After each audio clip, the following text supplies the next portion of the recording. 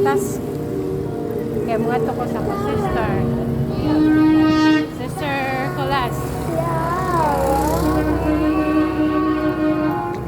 Lagyan na may meron na nag-birthday mo sa lingan. Hindi magdungog. Karo nagbaktas ko pero nako'y dahil helmet diha tanawa.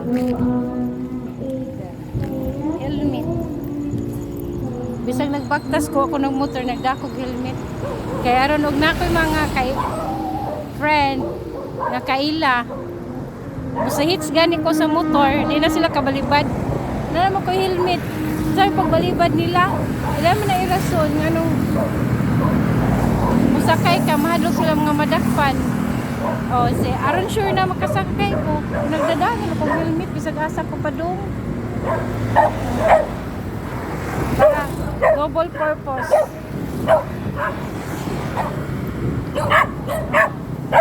Traffic pa. Basta ang traffic enforcer, mutana na lang gud nako. Usahay lang nagtinanawon, masuko na sila kay samtang nagbaktas ko nagdag helmet magmensulto pud sila ba. Kay na-over na kuno ko. Mana karon. Layo pud ako ibaktasan nagdada ko helmet pero wa pa jud ko kakita og mga kailan nako nga nagmotor nga way pasahero para muhits na lang sa dunta ko.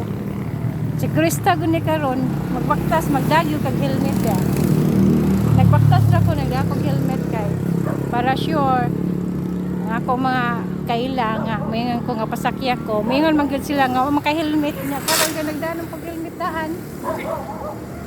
Hindi. Wa sila ikuan, wa sila lusot. Kada na mula ba yung motor tanaw na ako basta kaila na na. Ang uban mahibong ano nagdala mo helmet nga nagbaktas mo ta niya.